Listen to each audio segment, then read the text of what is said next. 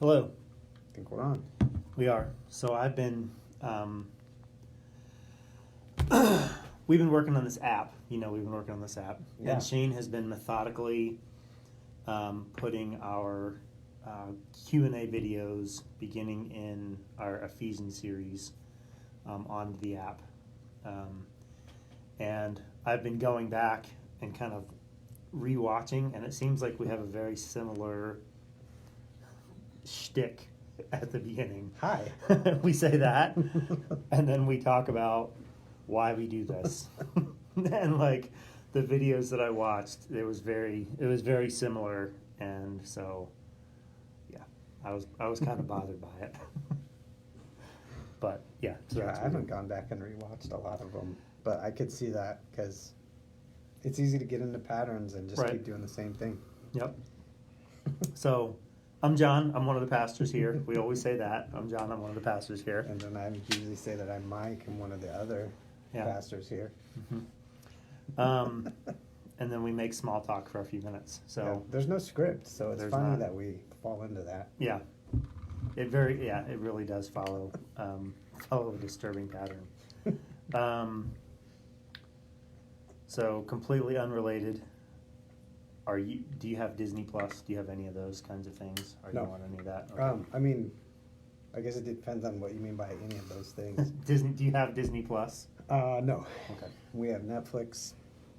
I think we have a temporary Amazon Prime. That might have worn out, actually. Okay.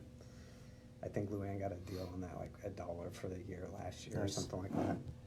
That might have been something else. I saw something on Twitter. I see lots of things on Twitter, so that's a dumb statement. One of the things that I recently saw on Twitter was this guy who created like 10 or 12 different email accounts, and he just rotates them for like the free preview of all of these different streaming services.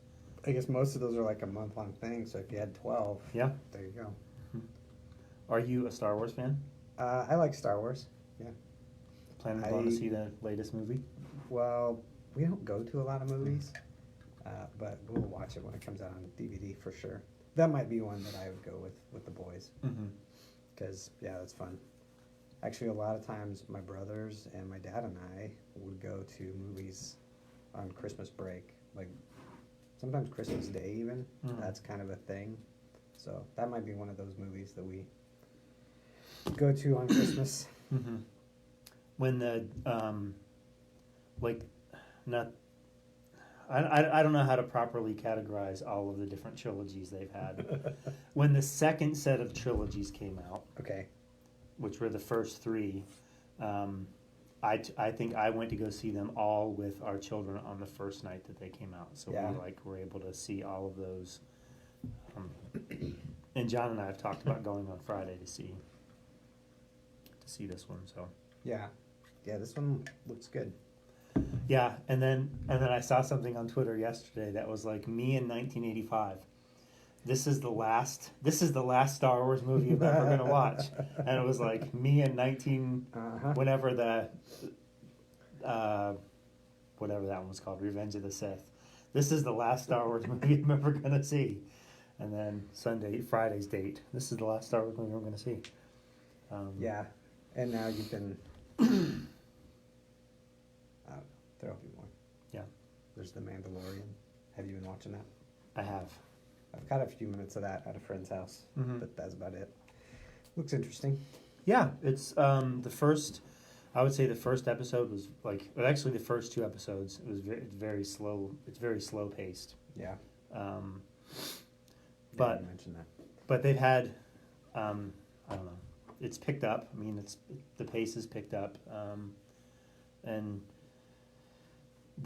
the most recent episode, they actually made a little fun of some of the previous movies. They had just some fun with some of the things that they did, some of the characters and stuff.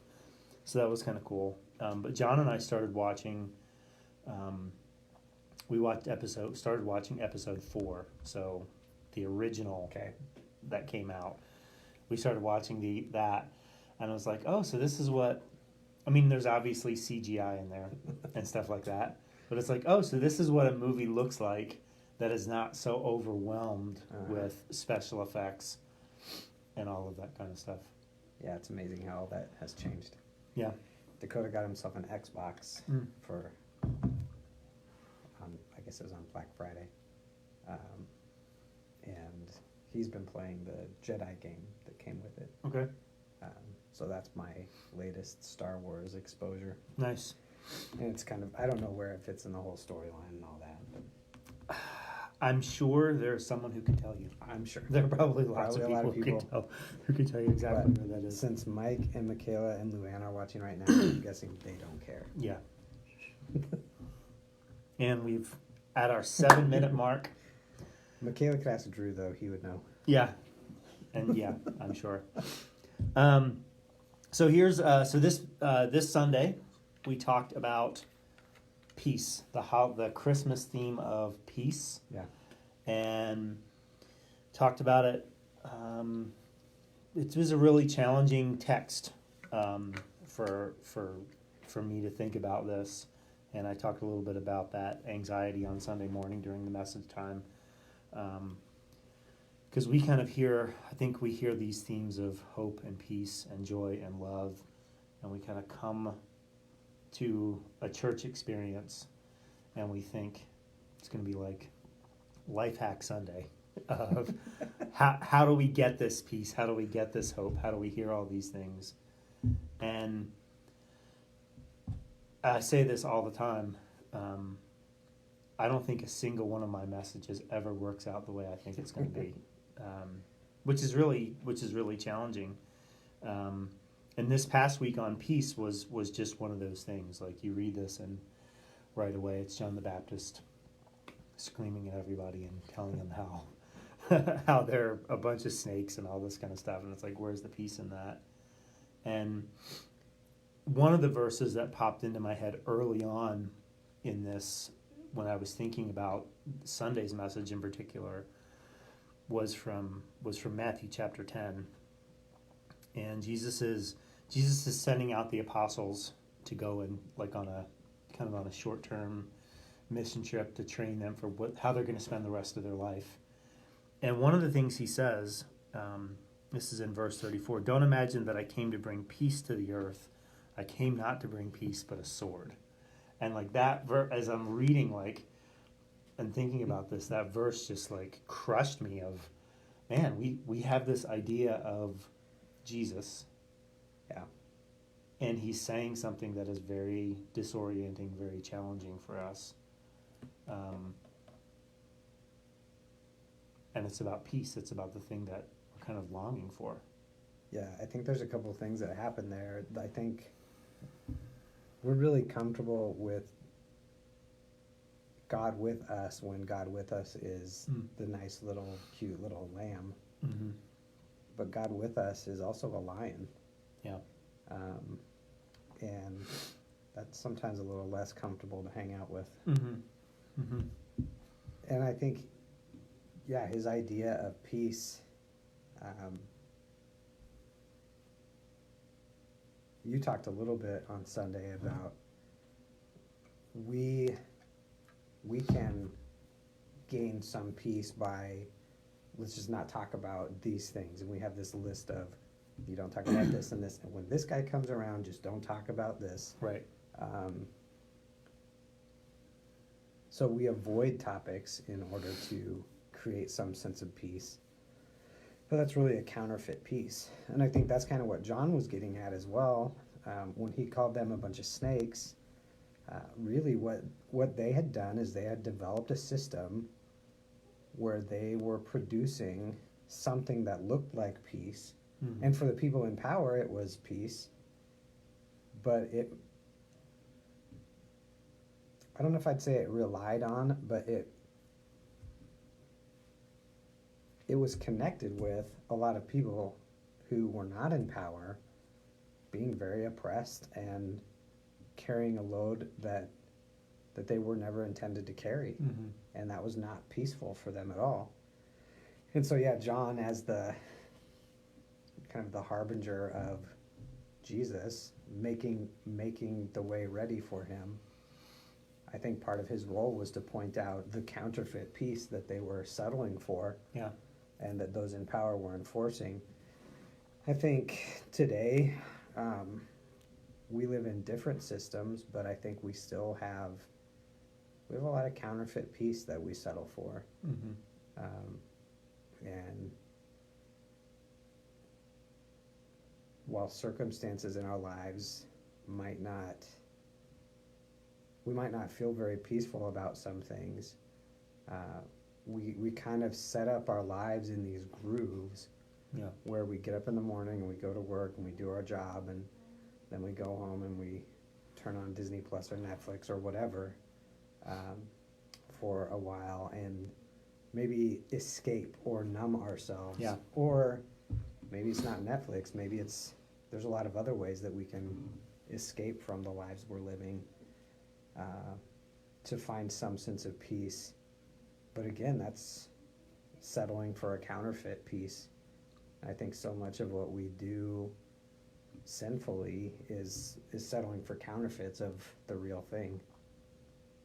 And when Jesus did come, in this moment, he's, don't think I've come to bring peace. I brought a sword. Mm-hmm.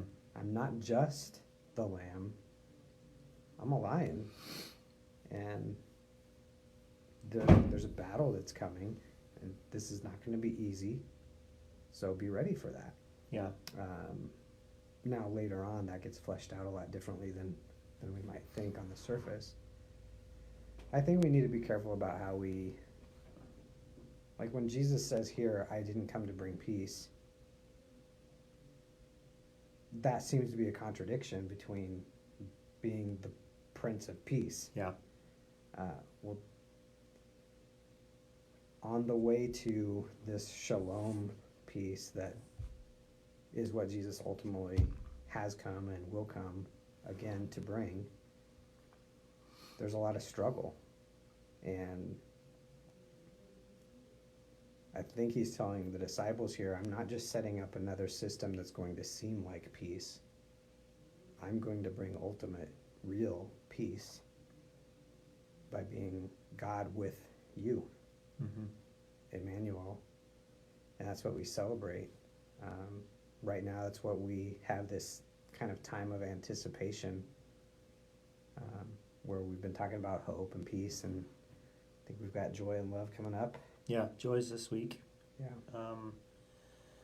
And I like the way you talked about kind of the norms of what we do in our lives, how we fall into those grooves. We talked about that at the very beginning of this, like how we fall into a groove of how we do our Tuesday Q&A. Yeah.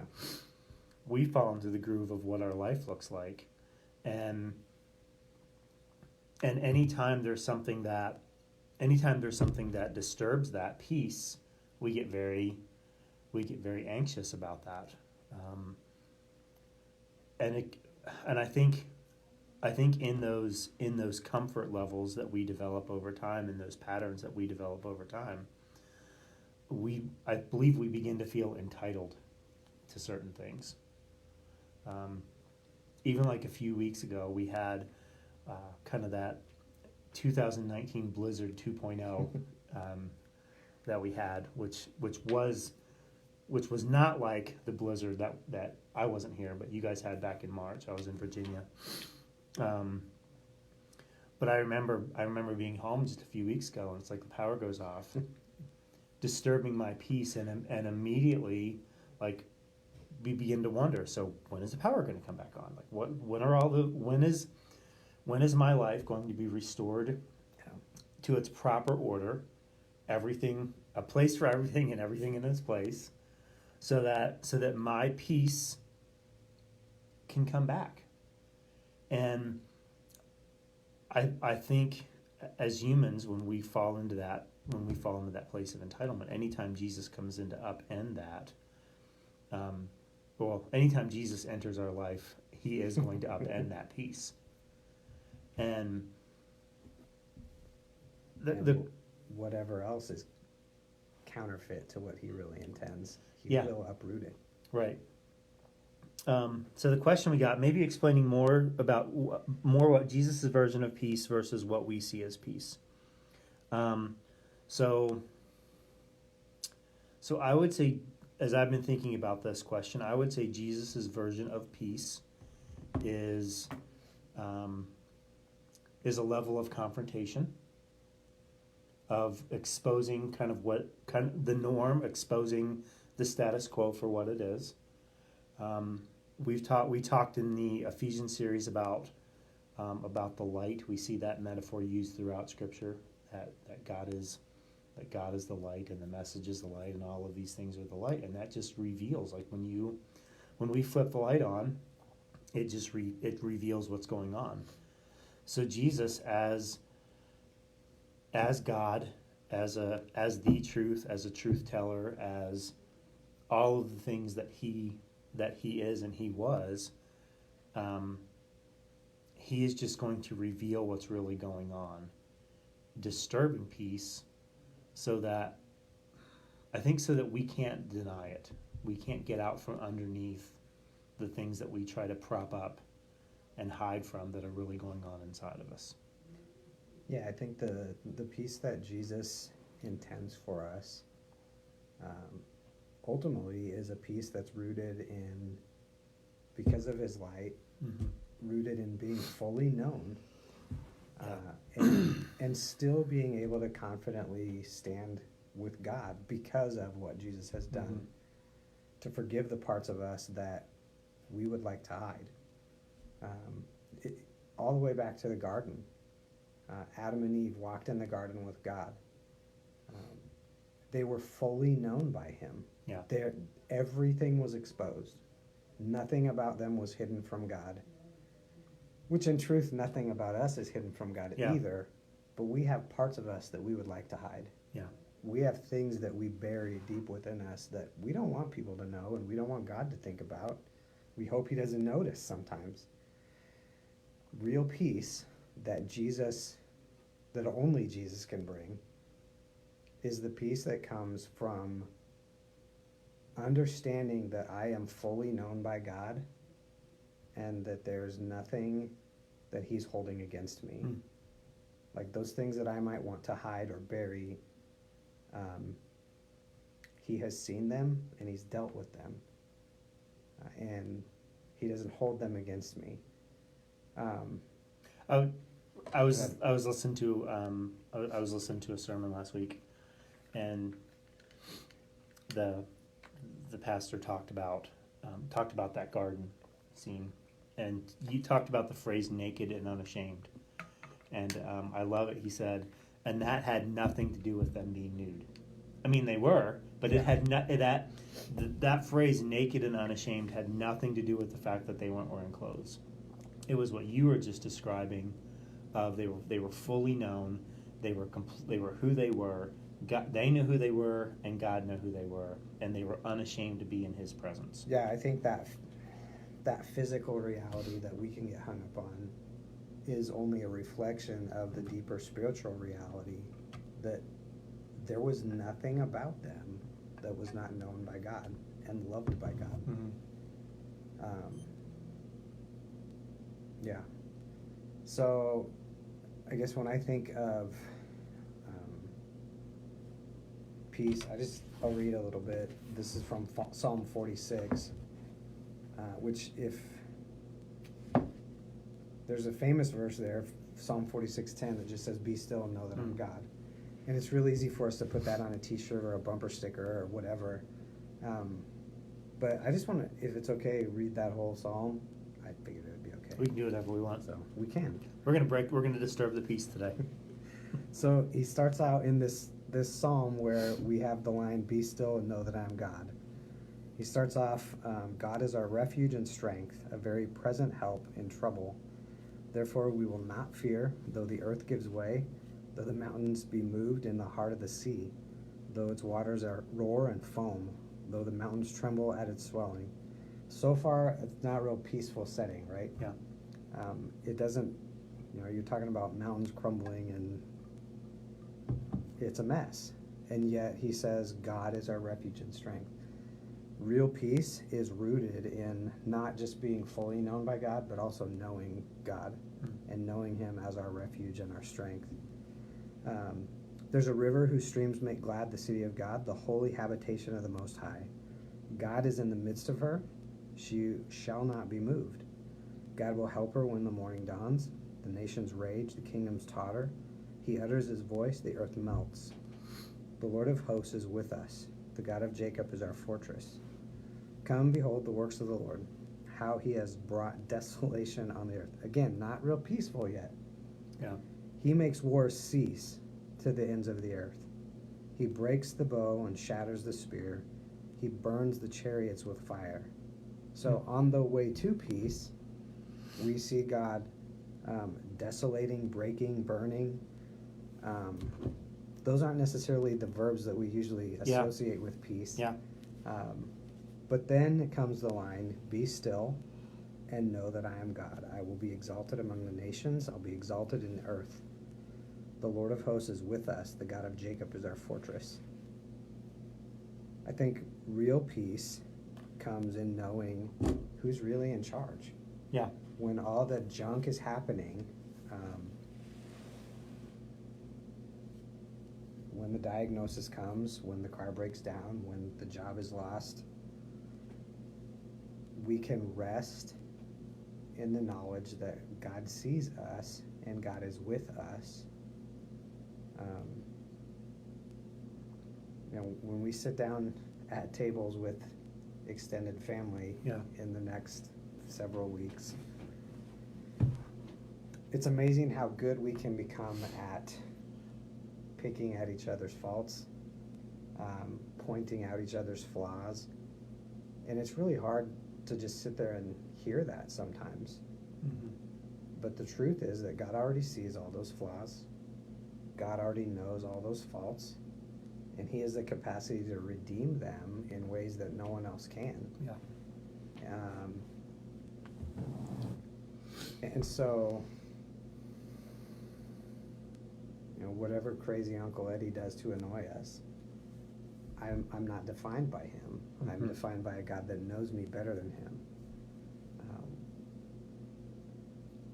It's easy to say that. Right. It's a little more effort to actually be still and let God be God. Yeah.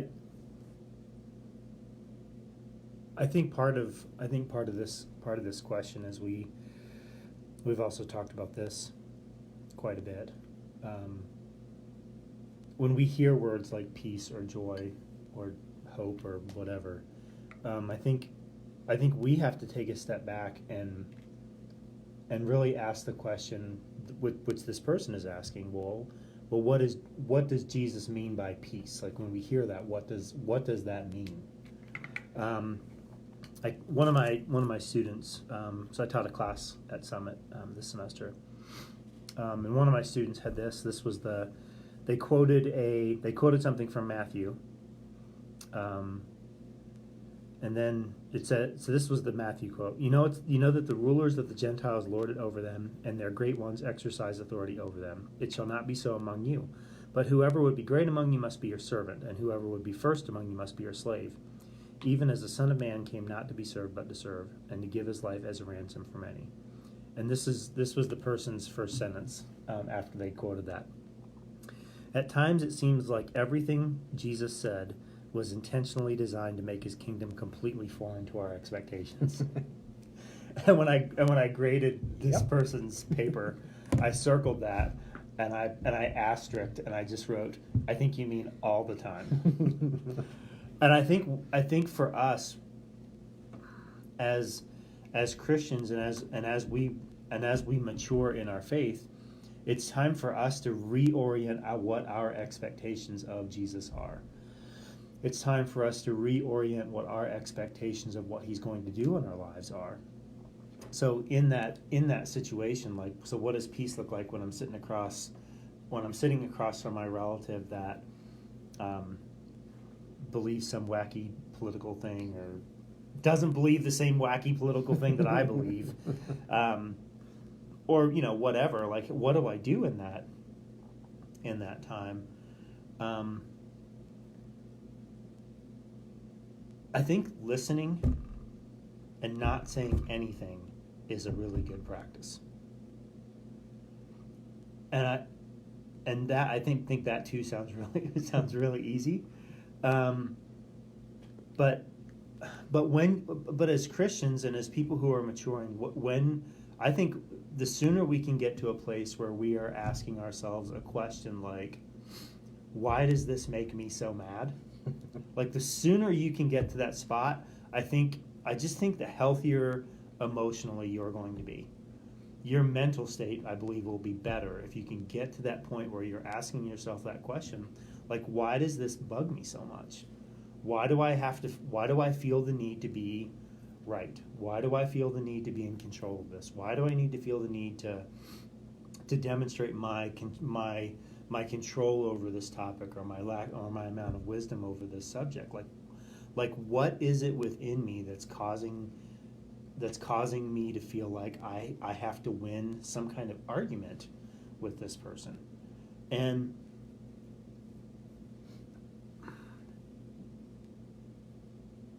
I think not confronting people can be a peaceful thing.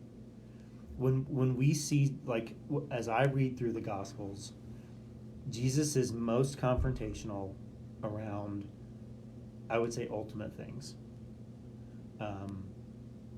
The hypocrisy of religious leaders, and the treatment of people who are the other, are the marginalized. Like, as I read through the Gospels, that's what I see Jesus really getting the most worked up about. Yeah. And in the vast majority of other situations, I just perceive him as a very unanxious person. And like, he asks and what does he do? He listens and he just asks questions. He makes observations of what he sees, and then I really think he just sort of lets people expose themselves for who they really are. Yeah. He doesn't have to point out all of their flaws, although there are times where he does. But he doesn't have to point out all their flaws. He just lets them do it to themselves.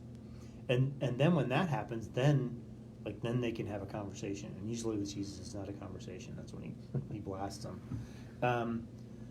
But I think some of the anxiety that we feel in that is like, why do we have to engage in these conversations if it's not an ultimate thing? And I'm not saying don't have opinions or viewpoints. I was talking with someone just a few days ago. They were asking me some questions about, like, how do we handle politics at WestWay? It's people who are new to our church body, and I basically said, yeah, we're probably just not going to talk about that. Which is not true, because in October of 2020, we're going to have a series where we talk about what does God's kingdom in light of our earthly political kingdoms. But I feel like sometimes we get wrapped up in things that don't matter. So how do I pursue peace? I think I listen, I ask questions, I observe, and I just don't get involved and go crazy over things that don't matter. Yeah, I think we need we can hold on to things loosely. And I think like political affiliations are, in my mind, they're among those things that I can hold loosely. I can have these political beliefs and have solid ideas about what might help and what might hurt on a national scale, political scale. But I'm going to hold on to those things with a lesser grip than I'm going to hold on to Christ. Yeah. Because ultimately I'm a part of his kingdom above and beyond, and this is going to sound wrong, but being a citizen of the United States. That's not something I take lightly. It's not well, some people think that's the same thing, and it's not. Yeah. And I think we need to keep those things in check. with what's really important on that ultimate level. Mm-hmm. Am I loving my neighbor? That's an ultimate thing. Yeah. Am I consistently living as light of Christ? That's an ultimate thing. There aren't a lot of political hot topics that I would say are ultimate things, and there's some there can be debate about that, and to some degree some political things are a bigger issue than others. Mm-hmm. But when we reduce ourselves to really to one party or another, I think we can lose focus on an upside down kingdom where the prime leader is the greatest servant. Yeah.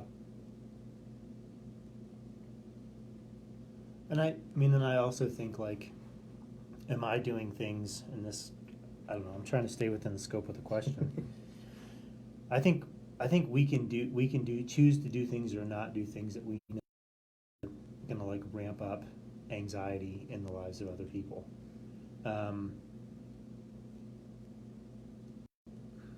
So part of, I'm going to try and make a connection to the Ten Commandments series that we did. Part of not lying or bearing false witness is actually looking out for my neighbor, is thinking the best of my neighbor, is defending my neighbor. And one of the ways that I can look out for the best interest of my neighbor is to not do things that I know that are going to deliberately upset them. Like, why would I do that? Yeah. What's kind and what's loving about that? So I think if I know that I'm going to be around. First off, I don't think I would would not wear a political shirt. But especially if I knew that that was going to create tension and anxiety for someone else, why would I do that? Like, what is kind, loving, generous? What in doing that reveals that there's any fruit of the Spirit in my life? You know what I'm saying? Yeah. Like, why would I do something that's going to deliberately upset someone? Like, to make a point? Like, okay, I guess. I mean, if that's what we want to, I guess if that's what we want to do. So I think some of those kinds of things, like, I don't want to just stir up trouble unless. So here I'll caveat myself. Unless it's something that's like, when I see Jesus stirring up trouble, I think it's intentional. When I see John the Baptist saying what he said, he's trying to upend their peace. And not just for the sake of uprooting their peace. He wanted to disturb their peace to make room for real peace. Right. When I show up wanting to make some political argument, like you use the phrase "make a point," I might make a point without making a disciple. Yeah. And that's what we're called to do, is make disciples. Mm-hmm. And so, if I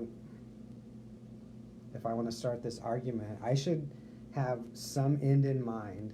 Yeah. Where winning that argument is a part of making a disciple. If winning this argument, if convincing the other side doesn't help me bring the other side into deeper discipleship, then I don't need to start the argument. Yeah. And I think that's where Jesus and John really landed. Yeah. When they did those sort of provocative things. They did those things in order to reveal the way of Christ. Yeah. Well, and I even think, even just the way I talked on Sunday, going back into the Old Testament and seeing what God's heart is for people. God is really like, this is an understatement. God is really interested in people who are marginalized. God is really interested in the poor and the sick and I mean, two of the words I said, the alien and the foreigner, which for some people that's like beep beep beep, that radar goes up.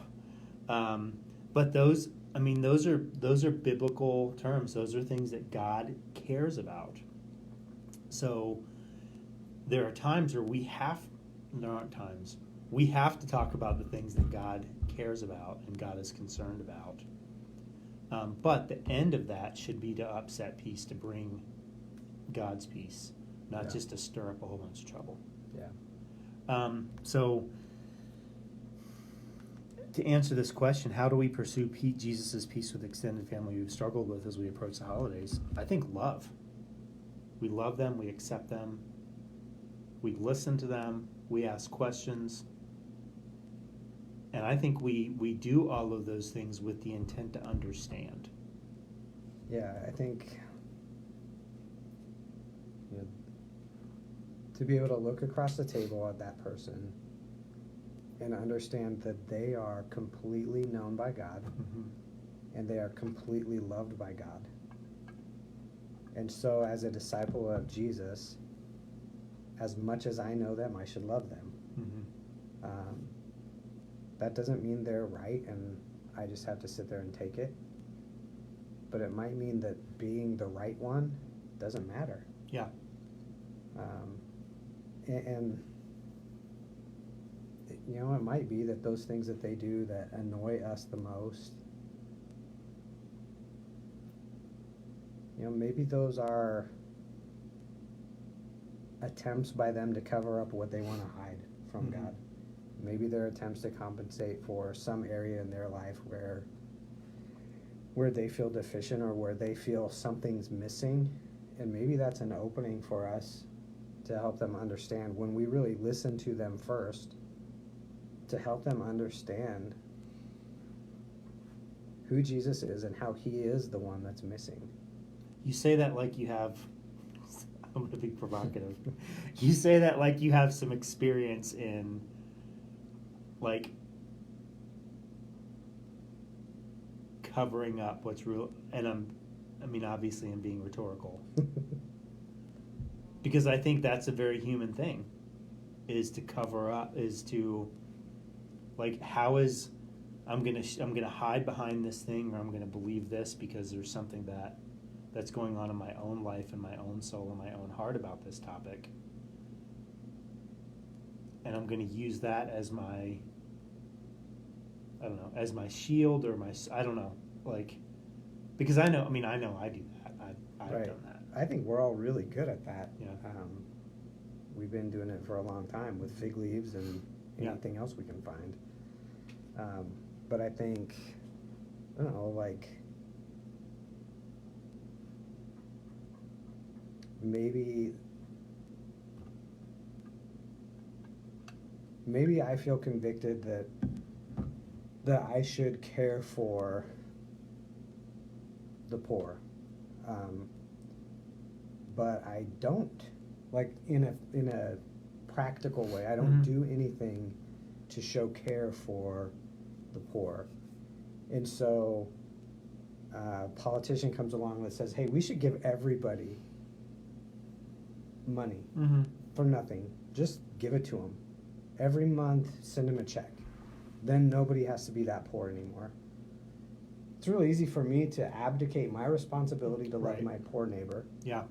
When somebody else comes along and says, hey, I will love them on your behalf. Right. And so then I can jump on that train and be an advocate for that kind of politician very easily, in order to avoid the fact that I'm not practically doing anything to love my neighbor. Well, I threw votes this way, and he's going to love my neighbor. Right. So now I feel better about myself. Yeah, that's a great way. That's one of those ways sometimes we hide Yeah. those things and avoid those things. Yeah, I think that's a great way to take care of that guilt that we feel. Yeah. I saw something else too, like recently Chick-fil-A said that they weren't gonna financially support, like, a few different ministries, I guess, that they've been supporting, like Salvation Army and one other thing. and there was this really big uproar, because that's what our culture is known for, is the uproar.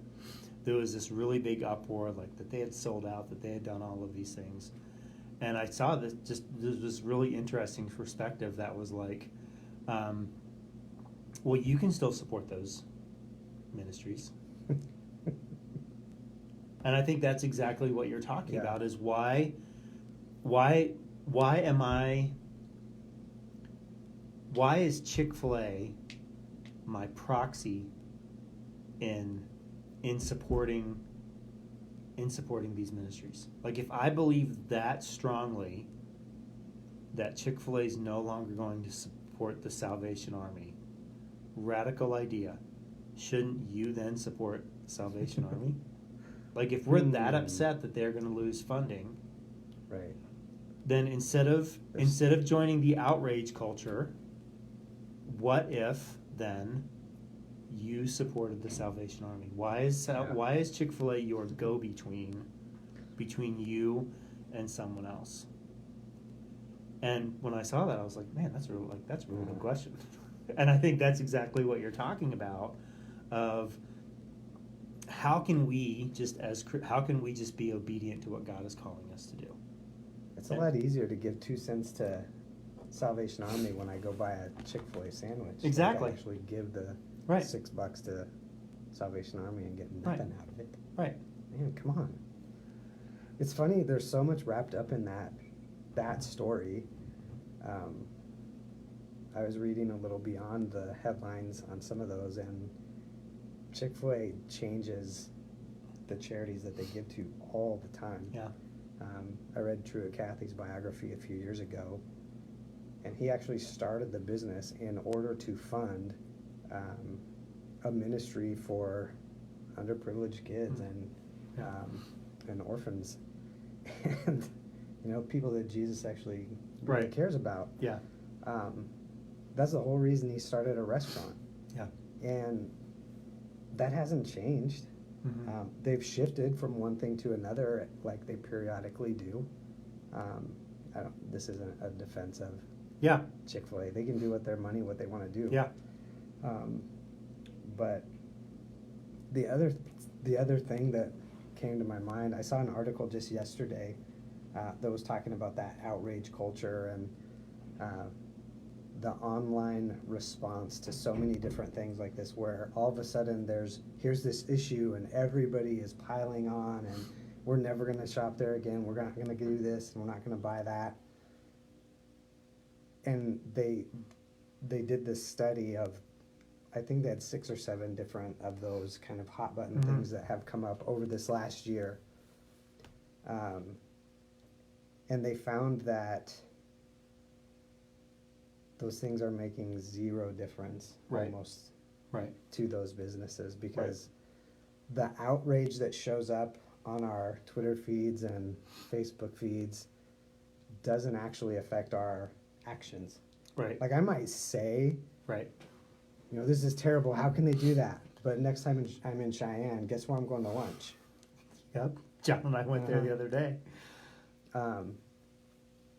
And yeah, I guess I would just encourage people, don't get sucked into the outrage.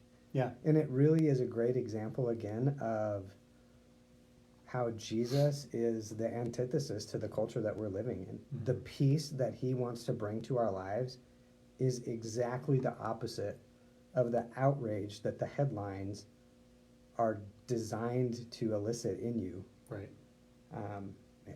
The other thing is, maybe just don't read headlines. Yeah.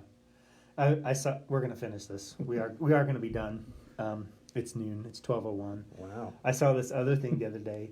I don't remember who posted this. But so we live on Mountain Time. Uh-huh. Right. So when we wake up, one of the things I do, and not like the first thing I do, because I'm working on that, but one of the things I do, I check social media, right? I look at Facebook, I look at Instagram, I look at Twitter, just to kind of see what's going You got to on. know what you're going to be mad about today. Yeah, exactly. Well, I got to know what I'm going to be mad at. Well, the interesting East Coast thing has a 2-hour head start. that's exactly what they pointed out. It's like we are 2 hours behind. So like all of the things that are going on, and like the anxiety that gets created with me, people have already been baking on that for 2 hours on the East Coast, and it's just like such an interesting thing, like how we get. And when I pause a minute and I think about that, like chances are they've already moved on to the next thing. Yep. They've already moved on to the next topic that they're going to be mad about. And all this is done and like it just progressively just keeps this anger machine going. Yeah. And yeah, that's not peace. And when I pause for a moment, I'm like, okay, you know what? I don't need to read this. I don't need to read every article about church growth, or every article that says this is what your church shouldn't do on Christmas Eve. Like it's so easy to do that. Yeah. And I'm learning, so I'm learning to be at peace in those situations with myself. Is this whole thing is just designed to create anxiety in me, and to make me feel insufficient and insignificant, and just to remind you that you're broken. right. And Yeah. the peace that Jesus Yeah. brings is a peace that says, yeah, I'm broken, and I can take all of my broken parts and stand before God because of what Christ has done for me, and I can confidently approach the throne of God. Yeah. That's a crazy thought. That's peace. That's naked and unashamed Yeah. of that confident approach. We talked about that all through Hebrews last year, of how do we go before God, and like He knows everything, and the Word tells me that I'm supposed to seek His forgiveness, and He's going to forgive me. So I'm going to be confident that there are some things that might be on someone's list of not to do for our Christmas Eve service, and we're just not going to worry about it. So peace. This week we are talking about joy. And love. Is it both of those this week? I'm not sure yet. We went from several 35-ish minute long sermons to a 43. Uh-huh. So I don't know. We can. So ready? We can do what we want. Because we can do what we want. We can. I'm not going to get myself in this trap of feeling like I have to cram love into this topic on joy. But definitely joy, though. We are going to talk. So- We're going to talk about joy, and That feeling we get when we get just the right present under the tree. it's exactly Isn't it. that what it is? Yep. Maybe. So this year, when I the joy, it's going to be the joy that I get when I take Ann outside, and show her the $75,000 truck that I just bought her, only to find. Did you get two that- matching ones, though? Yeah, that she bought me one. That is awesome. Yeah, I know. So now we're gonna have like $2,000. So we're gonna have a $4,000 car payment that we cannot afford. Awesome. And it is, but the serotonin flow, like in that instant, is just gonna be excellent. Like I'm just gonna feel so good about myself. And we don't have to make the first payment. We have like 45 days before we have to make the first That's payment. pretty cool. So I'm going to be riding that high for like a month and a half. Hopefully that serotonin lasts. Exactly. So, yep, this week we're going to talk about joy. Hochoku, we provide the hot chocolate, you provide the cookies. And I think there's a Christmas ornament coming. Did we It share is. that last year? I don't know if we told people ahead of time. I don't know. Well, we did this. now. They're out on the desk. Did you see them yet? I did. Cool. Just like, so, Truck. yeah, Ann's calling about a truck. Okay. Hey, thanks for watching. We appreciate it. And we will see you guys on Sunday. See Have you a great later. rest of your day.